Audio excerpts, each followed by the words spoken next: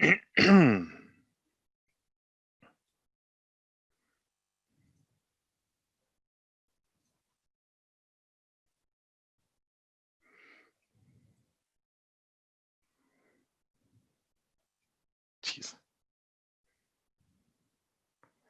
And hide.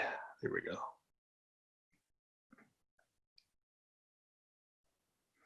Hello, everyone. We are on our last major lecture of the semester. In this case, we're looking at part one of the Civil War, or also known as the deunification. I've got a lot of I've got a lot of terms for you here, really. Nothing very hard, but it's just as we move forward, it's important to know how all the different names of the different factions of people in the United States basically went down, what all the different groups are called, because depending on how familiar people are with this era, it can get confusing. When we look at the United States, obviously we have the United States. The other name for the United States, and always has been really, is this thing called the Union. The Union meaning the union or collection of states together, of peoples together into one country. When the Civil War starts, the Union is going to be a very redefined country because all of these green states here and then eventually these orange states are going to leave the country. Let me do my little mouse pointer here. These will all leave and form their own country because they are going to believe that the United States, the Union, no longer supports their way of life. And so these guys are going to go back to the Articles of Confederation style of government, the one that was there before the Constitution was created. And then these guys here, along with Oregon and California, are all going to be part of what the United States still is under a constitutionally mandated government called the Union or the United States.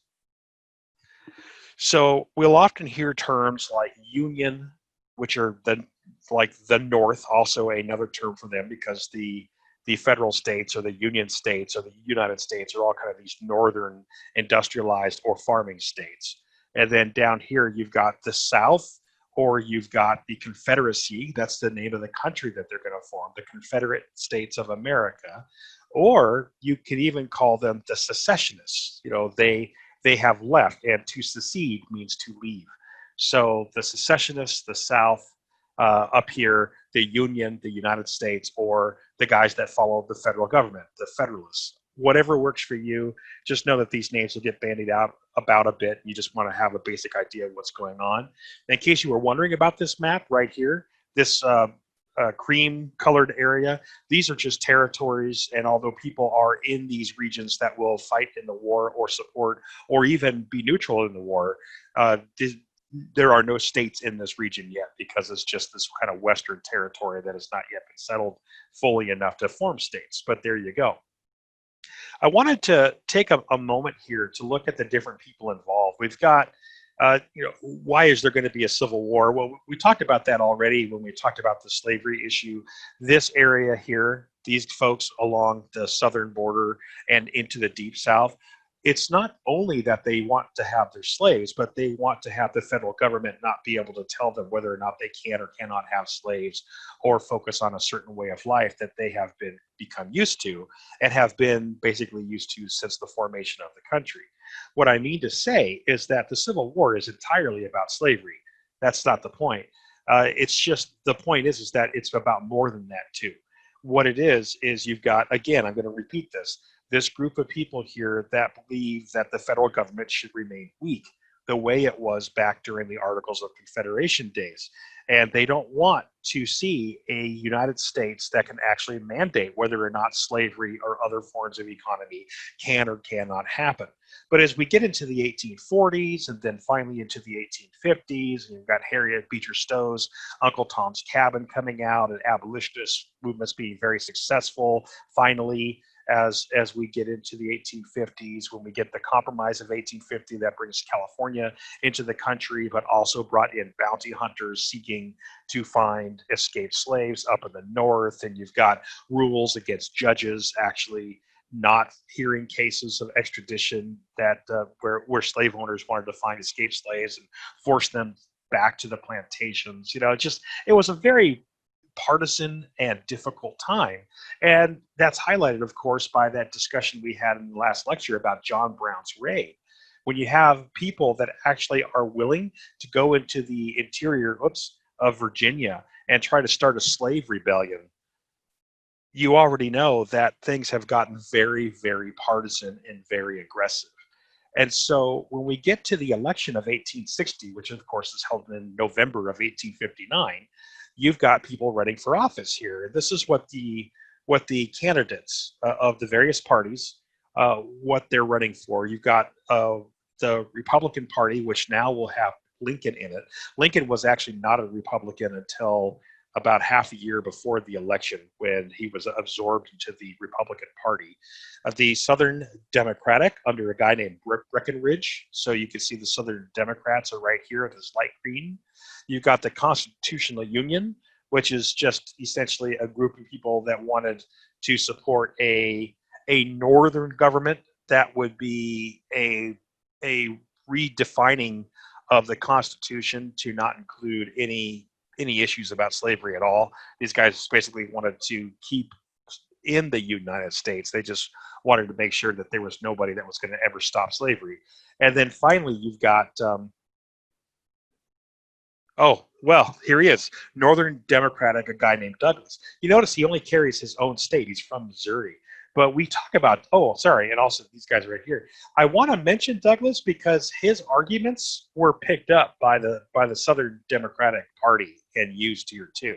His arguments, Douglas, when he ran against Lincoln, these guys traveled on trains around the country, especially the border states, and Douglas and Lincoln had some really impressive debates. In fact, some of the debates that they had from their trains were the first kind of stump speech debates where you have these guys coming together and actually debating each other in front of a crowd. That was not something that happened too often before, but this is the beginning of the modern debate system really with these two.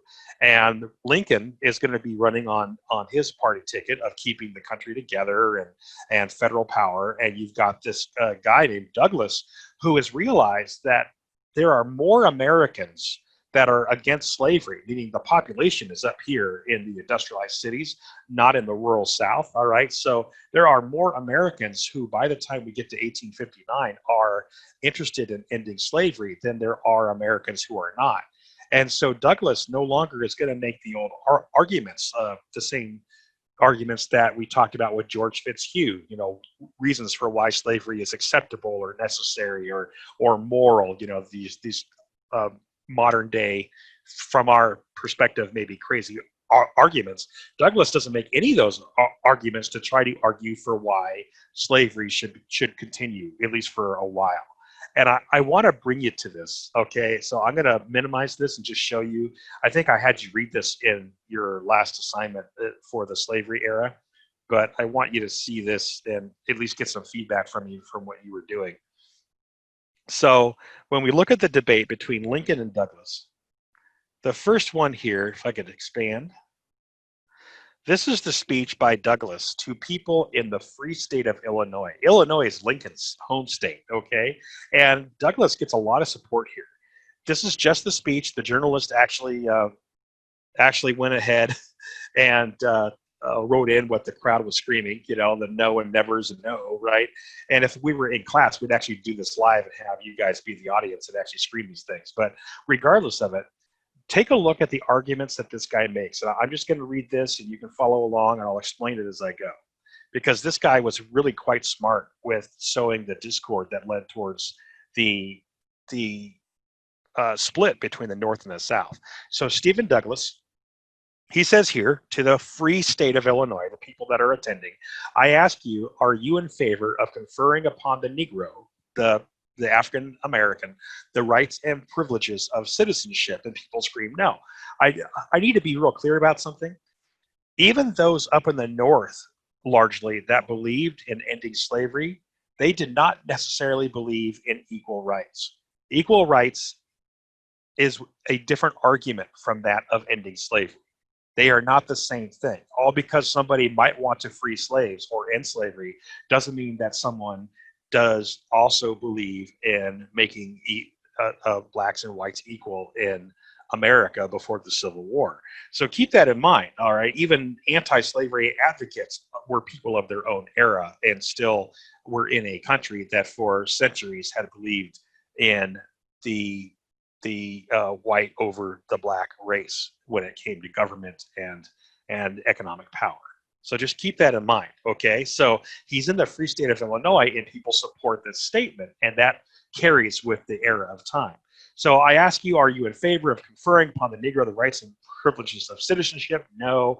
And so he's stoking the anger of people who don't support the idea of equality. Then he says, do you desire to strike out of our state constitution that clause which keeps slaves and free Negroes out of the state of Illinois and allow the free Negroes to flow in?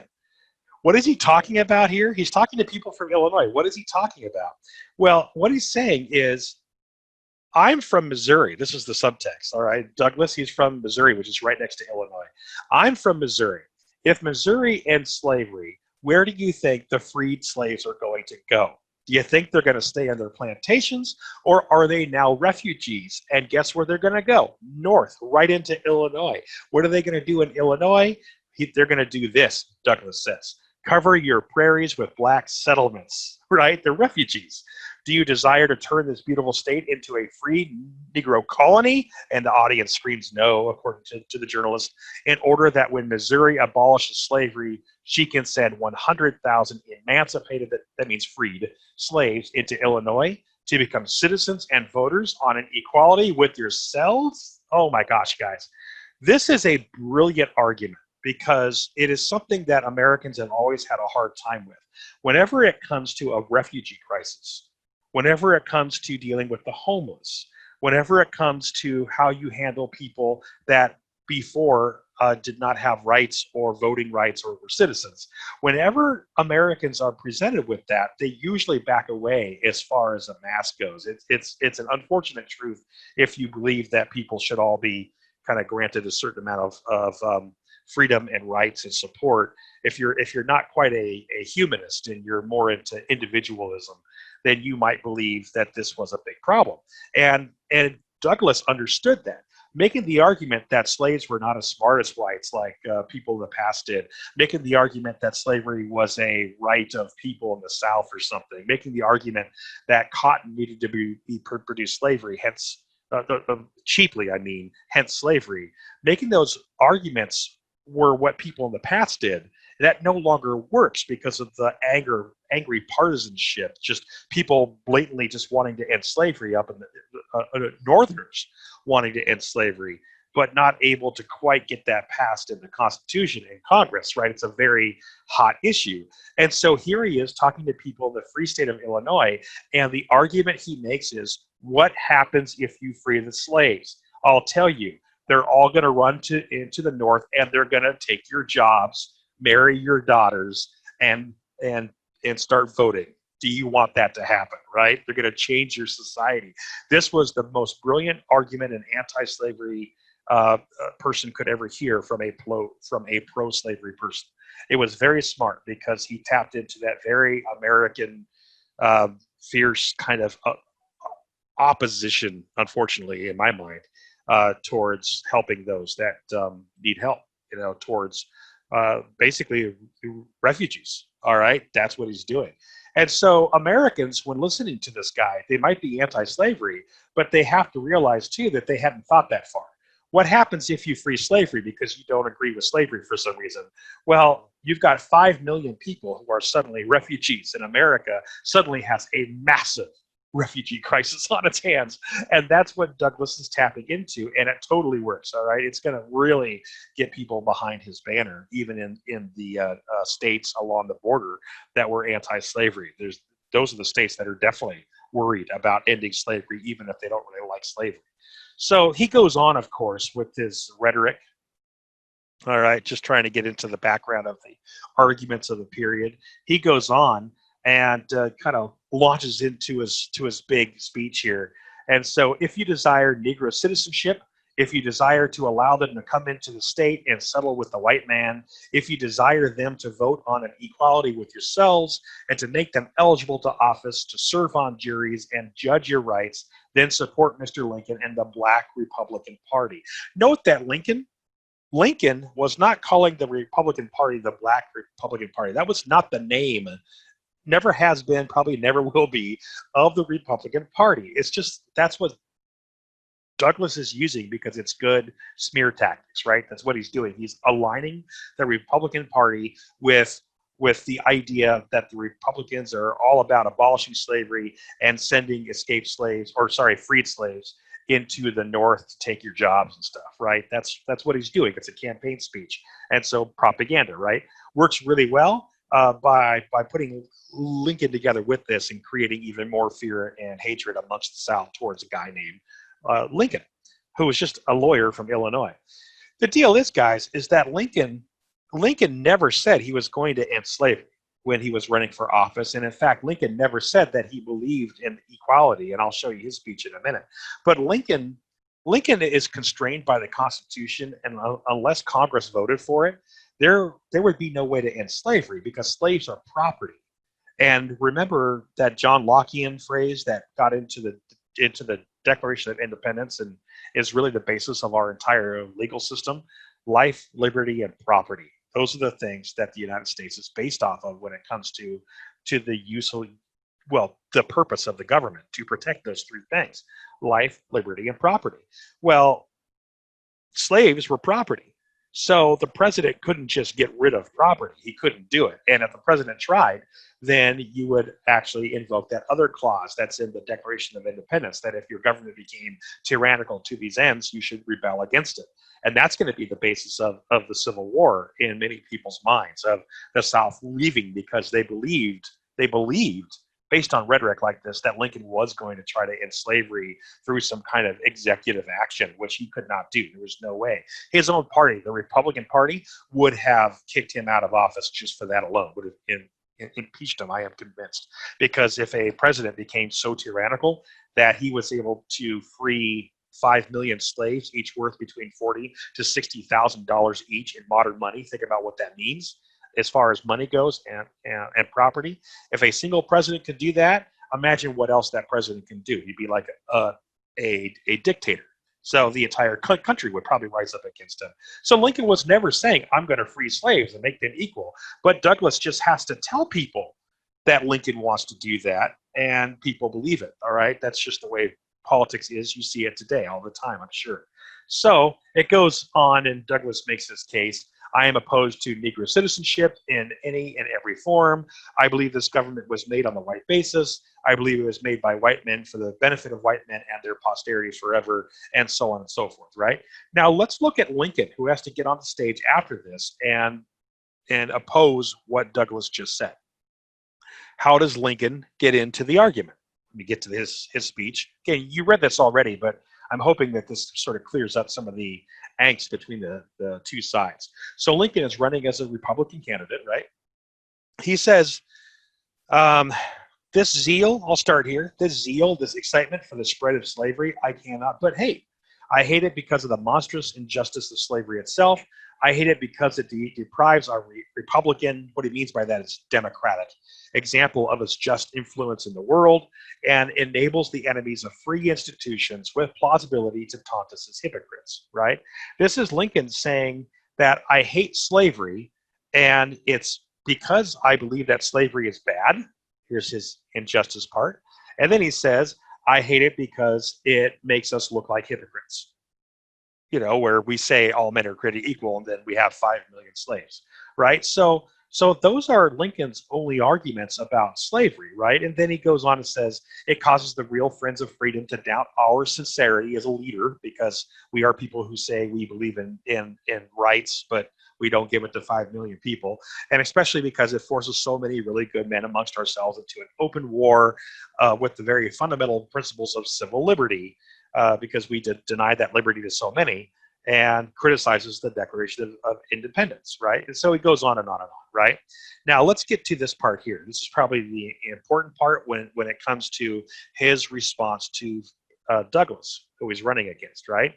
I am not, this is Lincoln, nor ever have been in favor of bringing about in any way the social and political equality of the white and black races.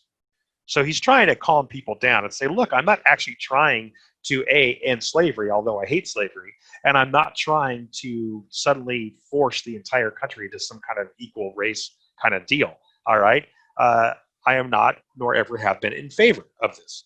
I am not, nor ever have been in favor of making voters or jurors of Negroes, nor of qualifying them to hold office, nor to intermarry with white people. I, as much as any other man, am in favor of having the superior position assigned to the white race. Okay, so Lincoln is making it very clear that he does not support equality amongst the races. And honestly, why would he? Come on, he's from an era of time where racism was the basis of at least 50% of the U.S. economy. Okay, remember, slaves produce the raw goods down in the South that make it to the North or Britain, really, frankly. So the deal is, guys, is that Lincoln's a man of his time, like any other, and I like to see him as a man of his time because he's going to rise above all this when he becomes the president, and he's going to do some amazing things despite the world that he grew up in and what he was taught. Okay, so getting back to it, go ahead and get this, hide this thing. That brings us to the election. And in the election, Lincoln gets elected because there are simply more voters that supported federal power over states' rights powers, meaning North versus the South. If we look here, these red states, then these are the major powerhouses that vote for Lincoln as the president. Then you've got these southern states here that are going to immediately leave the country at the end of 1859, starting with South Carolina. They all leave the country and form their own country called the Confederacy. These gray states, Virginia, North Carolina, Tennessee, and Arkansas, their gameplay is to tell Lincoln, if you decide to go to war against these guys, we will consider you the Federalist hypocrite that these guys think you are, and will join the South, join the Confederacy. So Lincoln has to be very careful. Remember, the White House is right there, right here. Okay, so it's right next to all of this stuff. And so Virginia, North Carolina, Tennessee, and Arkansas threatened to leave the United States only if Lincoln decides to start a war against the South. So they're obviously going to all leave by the time we get into the middle of 1860 when there is a war on. And then finally, these teal, whatever color these are, states, Missouri, Kentucky, Maryland, and Delaware, these are slave states, but they do not say that they're going to leave the country. They simply say that they need to be left alone. They're basically Switzerland. They want to be neutral. The reality is that they're all four of these states are going to join the war within a year. There's no way for them to stay out of it because the entire country is going to be fighting across the borders. All right. So this is the makeup of the country when the war begins. North versus the South, and then these players here that need to make some decisions. Okay. What are the advantages of these guys up in the North? Let's be real clear. Why is it that if this is a long war, which is not guaranteed that there's going to be a war, even as people are splitting apart, there's no guarantee of that. No one knows what's coming any more than anybody knew what the COVID virus was going to mean when it started to spread out of China. And we're over here in the United States wondering what it's going to do to us, if anything at all, until we got into about early March. So the deal is, guys, is that people really didn't know what was going to happen. They just knew that something was happening and that it was a big deal. So if the war lasts more than a year and there's no peace treaty, why will the United States win? Well, it goes like this. Population of 22 million people. We'll compare this to the South in just a moment. 90% of all of America's industrial goods, including munitions, weaponry, are made up in northern factories. Railroads are really good in the North and not so good in the South. And control of the U.S. Navy. Why is the U.S. Navy important? Well, and it's mostly controlled out of between New England and New York and the Great Lakes. The U.S. Navy is important because if there's a war, the U.S. Navy can blockade the South and keep your trade from happening. Basically, help keep the southern states locked in so that they cannot get supplies from Europe. What's the problem with the southern states? Why might they need supplies? very little industrial goods that they could use for the war, not that much food. The farming states are right here.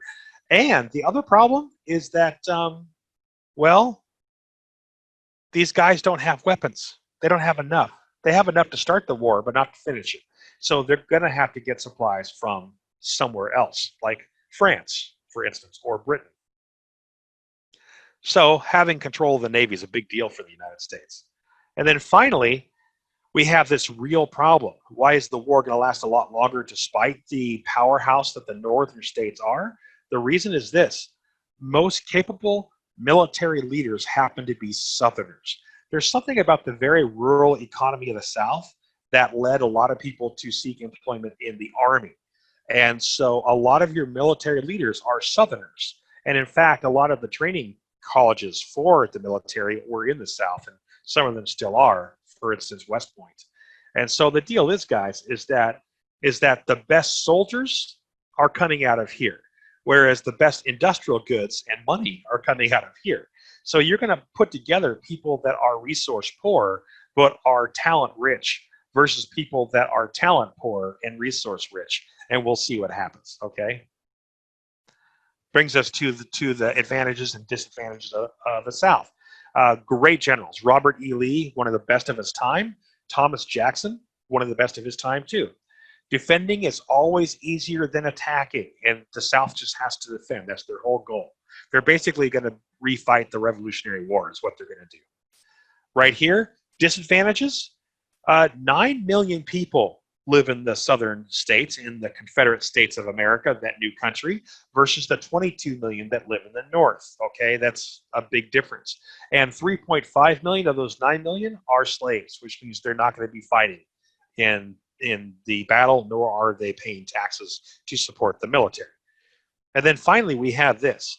They have to import goods. They have to import goods. So they have to rely on Britain and France and Spain wanting to sell them goods, which they do. Britain, France, and Spain are all about selling the Confederacy goods to help them fight the war. The reality, however, is that they're not going to be able to, because the North has the Navy, and the northern states will stop the willingness of Europeans to sell the South products. In fact, here is the Anaconda Plan. This is the media version of the plan that General Winfield Scott is going to present to Lincoln. And General Winfield Scott is close to retirement when he does this, but he creates the plan, which is this. If there's going to be a war, we're going to surround the South like a great anaconda snake and squeeze it into submission. How do we do that? The Army is going to come in this way, and the Navy is going to blockade the South and make sure that no goods come from Europe into the South, that we destroy their trade. And therefore, between the Northern military and the Northern Navy, we will slowly but surely squeeze these guys into submission. And really, the whole rest of my lecture is all about how that happens, because it's a hard road. It's very difficult. You have to remember this one thing.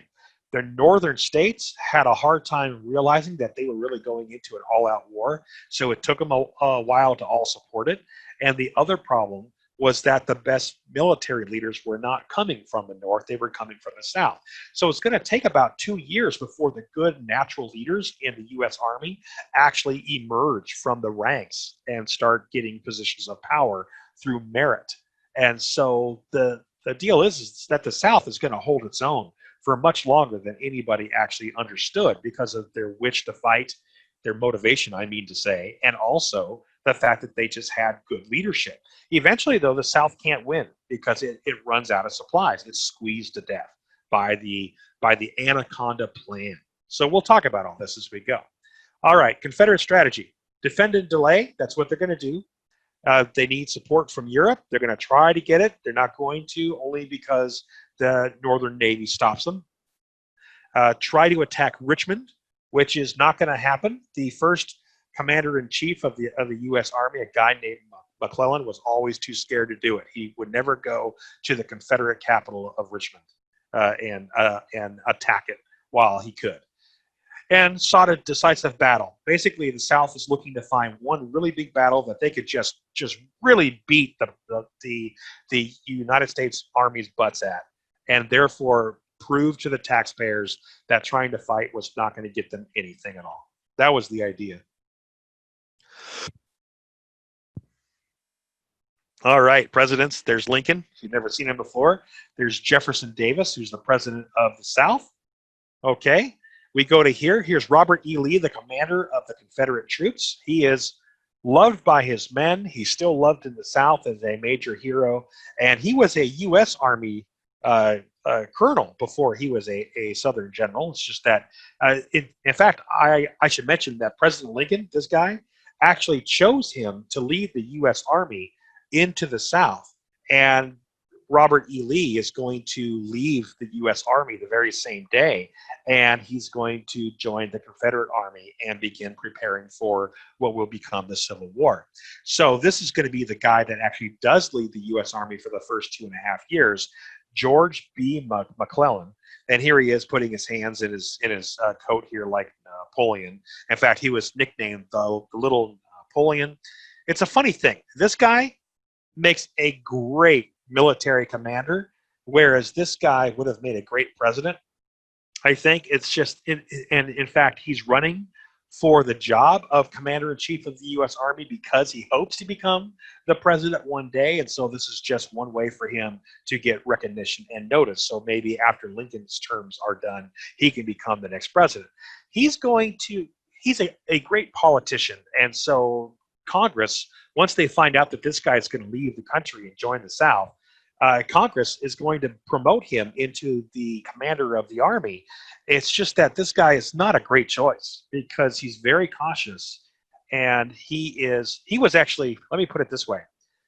Before the war started, this guy, Robert E. Lee, was the headmaster of West Point Military Academy. All right, he was the headmaster of the college that trained U.S. officers of the Army. This guy here was one of the students of this dude. Okay, so my point saying is that this guy, everything that this guy knew, he learned from this dude, and this dude knew way more than this guy ever did. And it kind of helps that this guy was also a veteran and had actually fought before, whereas this guy had only studied fighting. Okay, so the deal is that this dude may be very popular amongst the people of the Northern Congress, but he is going to fritter away so many opportunities that the United States is going to be stuck in war with the South for much longer than I think it had to be. And it's just because this guy was not that good of a general. Eventually, as we get to 1863, the United States will finally realize what a mistake this guy was, and they're going to put this dude in power of the U.S. Army, and his name is General Grant. And Grant is a mere colonel when the war starts, and then he gets promoted to the level of general. And Grant is every bit as good at leading armies as Lee is. And so these two together are going to make great opponents. Here is the other point is that this guy actually does become the president after Lincoln, and he is famous for not being good at it.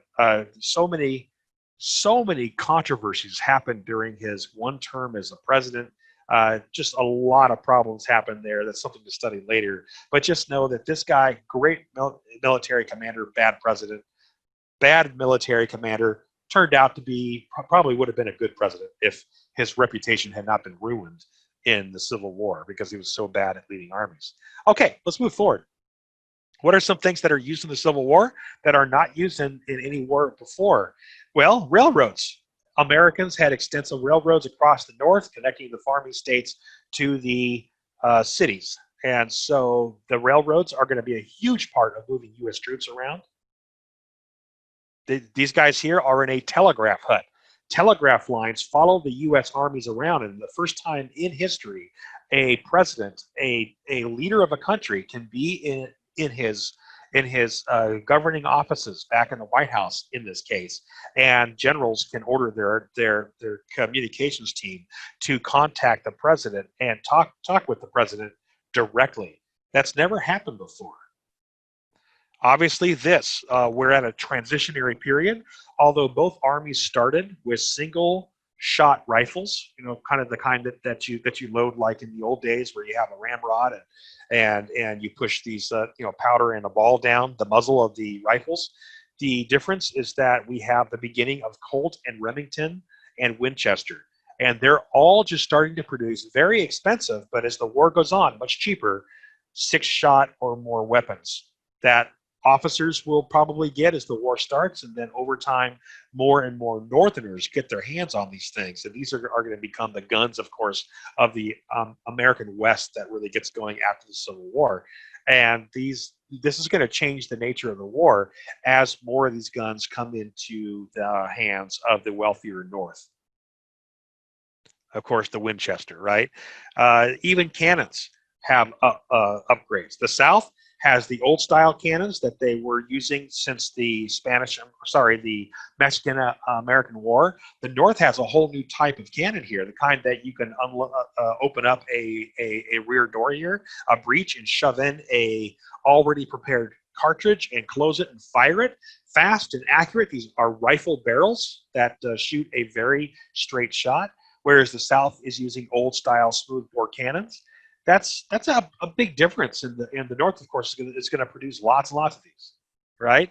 And then finally, I would be remiss not to mention that the Civil War is going to result in such a bitter fight that people will try some very unique things to try to win. One of those is the use of a submarine. This is basically a sewer tube that's converted into a submarine. There were a bunch of different attempts. There were 12 different crews that died trying to get this thing to work until we got to that 12th crew, which also died in battle, so I mentioned them as having died. This sewer tube, imagine being 9 people that climbed down this hatch. Look at the size of this guy in comparison to the submarine. 9 people that climb into this hatch, and they all row, all right? They're actually turning a crankshaft that just turns this thing. And the lights have to all be out except for one small lantern. And the way that this sucker works is that it's got a harpoon here that a big barrel of explosives is attached to, and then it's got a wire that attaches to a flint in that barrel. So what happens is that this thing has to go underwater. It can only stay underwater for about 20 minutes until they ran out of air. So it goes underwater at night, rows up to a wooden enemy warship, a U.S. warship, in this case called the Housatonic in South Carolina's harbor, and then attaches explosives to the bottom of the American warship, and then backs away until this cable tightens and sets off the explosion that destroys the USS Housatonic, a massive double-decker ship of the line. So the deal is that this thing is actually very effective. It's just that it only works one time because it sank itself. The concussion wave that sank the Housatonic that came out of the explosion, also will crush this thing and it will sink. So the deal is that people were that desperate in the South to win, and the North will even make its own version of a submarine not to be undone. And this sub was designed to bring hard hat divers into harbors and look for Confederate mines, because the Confederates were mining their rivers and harbors very effectively. So that's what this is. But look at the difference. Sewer tube versus the $3 million American model, which had portholes in it, snorkel gear, and there was a diver lockout chamber so that a hard hat diver could jump out and walk along a harbor bottom and look for mines or other Confederate obstructions. You've got a charcoal scrubbing tank here to help refresh the air. This is an amazing boat. It was never used. It was called the Alligator, but it's kind of interesting to look at the U.S. version versus the Confederate version. And to be clear, this one was the only one that actually sank an enemy warship. So that's how crazy things get, all right? Well, that leads us into the first battles of the war. We're only going about a year in, and then we'll do the rest in the next lecture, okay? But we're getting into the first battles of the war. And notice that the election was in 1859. President Lincoln took over the country in 1860, but the first battle of the war doesn't happen until 1861 in the middle of the year. So it took about a year and a half, folks, for both sides to actually decide that there was going to be a war and to actually get their armies ready. So how does the first battle go? It starts like this. In July, What's going to happen is the Confederates decide to make the first real move of the war, which I think is amazing, seeing as the war only happens because the North starts to raise an army to go get the rebel states back, the Confederate states back, and the first guys to actually make a move are the South. All right, just keep that in mind. What does the South do?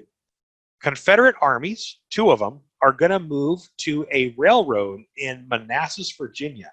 Manassas, Virginia is right next to Washington, D.C. It's very close. You can take an Uber to the battlefield from the White House in probably about 20 minutes if there's not too much traffic. So the Manassas battlefield is going to be the very first battle of the Civil War. And guys, and that's not entirely accurate. There was a moment where there was a fortress in South Carolina that federal troops were still in that was bombarded by the South, but that's different. That wasn't two armies coming to face each other. That was just opening salvos. So here we are in July, and for the first time, a brand new U.S. Army recruited from the cities and the farms is going to come into contact with a veteran Confederate army made of people who have actually fought before for the most part, and led by guys like Robert E. Lee. Okay, so it's July. The U.S. had the bigger army at the beginning, but they were inexperienced. This is their first battle for most of them. This is another amazing fact. The battle was surrounded by people that came to watch it. There were people that came from Washington, D.C., followed the U.S. Army to Manassas, just not far away from the capital, and they actually set up picnics and stuff to watch the battle like it was some big football game or something. Of course, by the time the battle is halfway in, these guys are all running away in horror because things do not go well. It's a big battle. It's a real battle. And so the U.S. forces will fight well for half the day, and then they're simply outmaneuvered by the better trained and better led Confederates. I'll show you what a battlefield map looks like. Okay, the first battle of Manassas. I'm going to draw your attention to this. The battle starts up here, and then the battle ends down here. All right. So what happens? I'm going to take you through this map. U.S. forces are right here with their artillery. Okay, artillery. U.S. Army forces. There's about 32,000 U.S. troops. Okay, and they're fighting. The Confederates advance right here, and the U.S. Army's right here. So the Confederates advance right here, and they're mostly fighting against this group right here. And then there's going to be another smaller group right here of Confederates that fight right here. Obviously, they're going to be outflanked. The U.S. Army is bigger, so it's going to start to wrap up the Confederate Army. They're going to move around this line. The U.S. troops will move around this line, forcing the Confederate Army to back up to get to a better position. Once the Confederates are back here, they actually get resupplied. They get a whole other army that comes up and helps them. So we now have a bigger Confederate army that has just arrived as the battle gets to about midday. And so now both armies are about the same size. Now over here, we have something very interesting happening. If you now ignore this part and look at this part as being the second half of the battle, it's just south of the road, okay? If we look at this side of the battle, it's fierce fighting, okay? U.S. Army troops are doing fine. But there's something happening way over here. Way over here, there is a U.S. artillery unit. These are United States troops with cannons, okay? These cannons are firing over here into the Confederates while they're trying to attack the North. So the Confederates send this guy named Elzey to take his people and attack the cannons. Attacking cannons is terrifying because these cannons are accurate and they're going to be loaded with canister shot. Canister shot is basically lots of little musket balls shoved into a cannon, and they fire out, and it's like giant shotguns firing their bullets at people, and it's devastating. So these guys, this small army unit has to attack the cannons and take them out, or the Confederates are going to lose. And so these guys wait. They wait. They're not quite ready. They're a little nervous to attack here. All right. And then what happens is Early's men show up. Ladies and gentlemen, Early's men are not men. They're boys. Who are these people? These are a bunch of kids from a military high school in Virginia, and they decided to join the war. They're all about 16 to 17 years old. These guys all show up to go fight, And guess who charges the cannons first? Not the actual army, not the Confederate army, but these kids from the military high school. They charge the cannons, which means that these guys have to because they can't be embarrassed like that, right? And in the end, they push the Union cannons back, or at least the guys run and leave their cannons behind. And now the Confederacy is equally matched here. And as far as troops go, well, the U.S. troops finally have to run.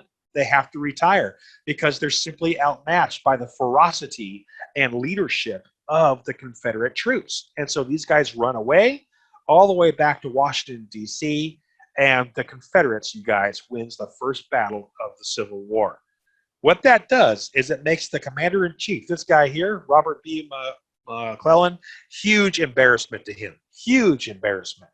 And it starts to make Americans wonder if we can even win a war against these guys, right? So he's going to wait now for almost a year before he fights again. All right, he's really scared, and he tells Lincoln that he can't attack for a while because he has to get his army ready to beat the Confederates. It's just not good enough yet, and people have to get trained. And he's not wrong about that. Okay, so that brings us to the Battle of Hampton Roads. The Battle of Hampton Roads is going to be the very first war event in history where iron ships will go up against each other. Both sides are going to find a way to put iron upon their boats and send them out to battle. What is the deal with this? Why does this matter? Well, remember the Anaconda Plan? That was this plan. Well, as we move into 1862, remember the only real battle of 1861 is the battle that happened in Virginia near Washington, D.C. Okay, so up here. Well, the Battle of Manassas. Well, the U.S. Navy has been busy during 1860 and 1861 and occupying southern harbors and making sure that the snake is ready to slowly but surely starve out the South. One of those harbors is up here in Virginia called Hampton Roads. It's right about here. And Hampton Roads is a massive harbor. It's similar in size to LA Harbor, which is huge. Maybe not quite as big as New York, but it's pretty close, all right? The deal with Hampton Roads, Virginia, is that it is a major harbor where supplies could be brought in from Europe, way over here. Well, the only way that the South is going to eventually win if this war keeps going is if they can break out of the Union blockade. And so one of the things that the South is going to invent is an ironclad warship. The ironclad warship is designed to simply destroy U.S. warships inside of harbors. So this is the first one in history ever used to do this. I'll bring you to it finally. And it looks like this. How does this go? I'm going to play you a video right now. Here you go. This battle was the result of the Civil War's most important arms race. The Confederate Navy Secretary, Stephen Mallory, knew the North would establish a blockade all along the southern coast, so he called for a secret weapon, an iron warship that could take on all the wooden ones. But how to do it? No ironworks in the South could build an engine strong enough to power an all-metal ship. But up in the Norfolk, Virginia Navy Yard, there was the hull of a Union ship named the Merrimac that had been burned in a panic by the North when the Southern armies moved on the yard. Her huge engines were completely intact, and the South raised her and built on her hull a 140-foot-long metal fort holding 10 heavy guns. It hobbled the railway system of the entire Confederacy, but they had it built and floating by early 1862. The North got wind of what the South was up to and rushed to make its own ironclad. A brilliant Swedish-born inventor named John Ericsson had a revolutionary plan for a new kind of ship. It would be made completely of iron and have a revolving turret that would let it fire at an enemy no matter which way the ship was pointing. Ericsson called it the Monitor. And now Abraham Lincoln comes into the story. He liked Ericsson's idea and went along when it was pitched to the North's newly formed ironclad board. Without his support, the ship would probably never have been built. Ericsson had to build the most complex machine ever made at the time, and his contract gave him only 100 days to do it. The Monitor was bolted together in Brooklyn, and Ericsson made his deadline. Both sides knew they were in a race, and the Merrimac won. She steamed out from Norfolk into Hampton Roads on March 8th and made right for the frigate Cumberland, one of the most powerful ships in the Union Navy. The Yankee cannonballs bounced off the Merrimac's iron sides, and the rebel ship sank her in half an hour. The Merrimac went on to destroy another frigate. It was the U.S. Navy's worst defeat until Pearl Harbor, 80 years later. But the next morning, the Monitor was there. She'd had a horrible voyage down from Brooklyn, nearly sank twice on the way, and her crew hadn't slept for 48 hours when she got to Hampton Roads. But she steamed right in to meet the Merrimac. The two ships fought for 4 hours while 10,000 Union and Confederate troops watched from the shore. Then the Union skipper was wounded, and the Monitor briefly withdrew. The Merrimac thought she was retreating and headed for home. Both sides later claimed victory. But the fact is that the Union blockade still stood, and the Merrimac never fought again.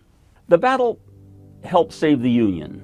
If the Merrimac had broken the blockade, England might well have come in on the side of the Confederacy. And no battle ever changed the naval world so fast and so completely. Every other navy on Earth realized that their ships were obsolete. A few weeks later, the British Navy halted construction on all its wooden warships, and a 2,000-year-old tradition came to an end. Ericsson's inventions, his metal ship, its revolving turret, will be with us for decades, perhaps centuries to come. Last battle that we're going to talk about this lecture is the Battle of Antietam/Sharpsburg. If you're in the north, you called it Antietam. If you were in the south, you called it Sharpsburg. Antietam was the river that ran nearby. Sharpsburg is the town. Okay, so September 17th, 1862. Here's the Cliff's Notes, and then I'll play you a video on this too. General Lee, the Confederate general, is getting a little bit desperate. He needs supplies and he needs more people. Okay, so he invades a northern state that's state in the north. This was that neutral state, Maryland, one of those states. Well, Lee, the Confederate Army under Lee, is going to invade the neutral state of Maryland, hoping to get supplies. And a U.S. Army is going to follow him into Maryland and then fight him there. Okay. Now, this is the first sign, besides the Battle of Hampton Roads with those ironclads.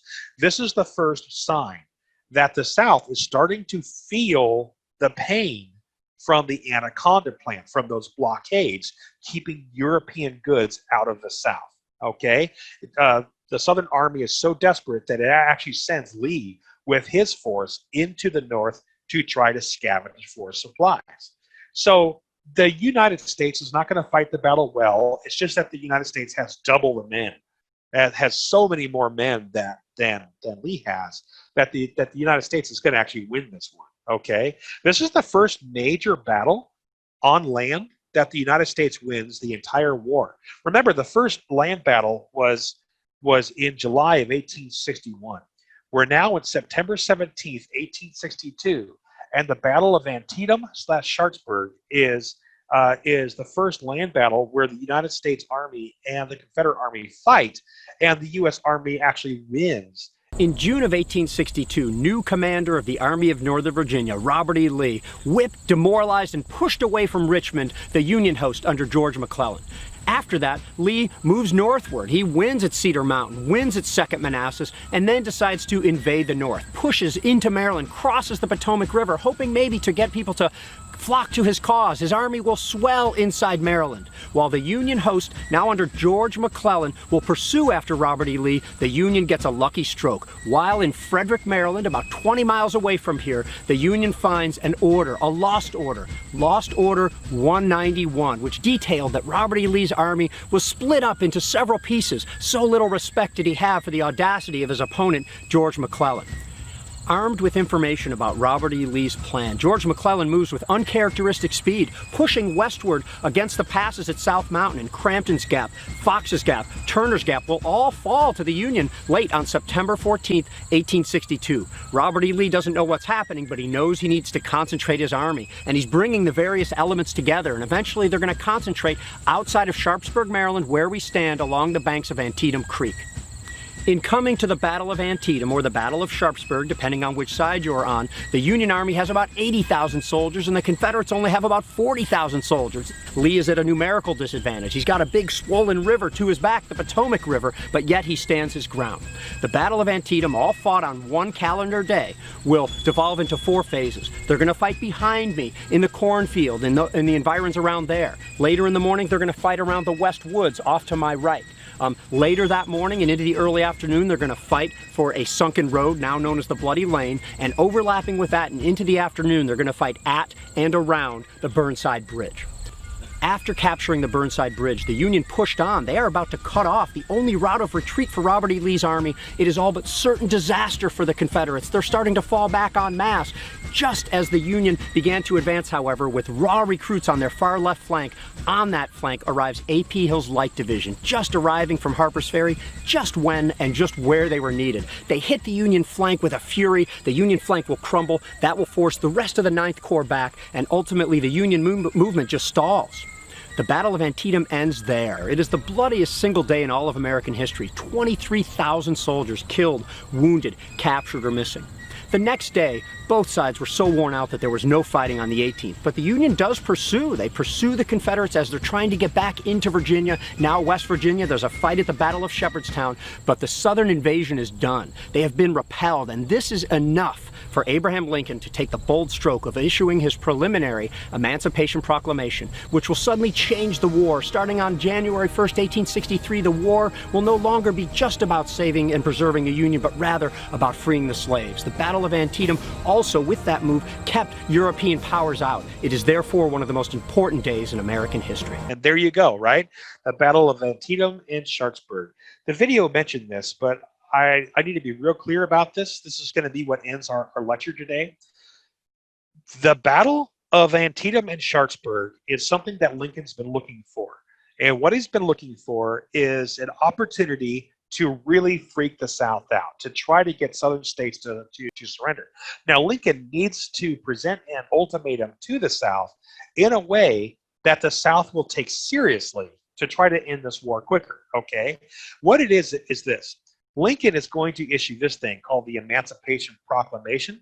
It only threatens to free slaves in states as an act of war if those states do not surrender by January 1st of 1863. So it's not meant to free slaves in the United States. It's meant to scare the South into surrendering. Well, the South has won almost every battle so far, except for a couple. And finally, this one happens, the Battle of Antietam. And the Battle of Antietam was such a major win for the United States because, again, the reason why this battle happens is a Southern army has to go north to scavenge for supplies. And so what that means is that the Anaconda Plan is working, and that's what Lincoln is saying. He's saying, listen, hey, Southerners, you guys are desperately out of supplies. You guys are having trouble winning battles now, and you guys are starting to get desperate. So knowing that if this war continues, you're going to lose. You're going to lose. Don't you want to lose while keeping all your slaves? Don't you want to lose while keeping your way of life? Well, you can do that as long as you surrender by January 1st of 1863. So that's the ultimatum. And this is going to be misunderstood. It's misunderstood by most people today. You guys, if you walk to almost anybody and say, hey, have you ever heard of the Emancipation Proclamation issued by Lincoln? What did it do? Almost everybody, I guarantee you, will say, oh yeah, that's when Lincoln freed the slaves. And that's all they'll know. The reality is that it didn't free anybody in the United States. It only threatened to free slaves in the South if the South lost the war. People were starting to realize that when this war started, it was only about borders. It was about keeping the country together.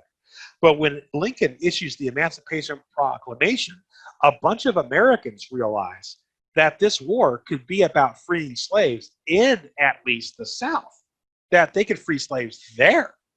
And so a number of people who are anti-slavery are suddenly on board with the Civil War in ways that they had not been before.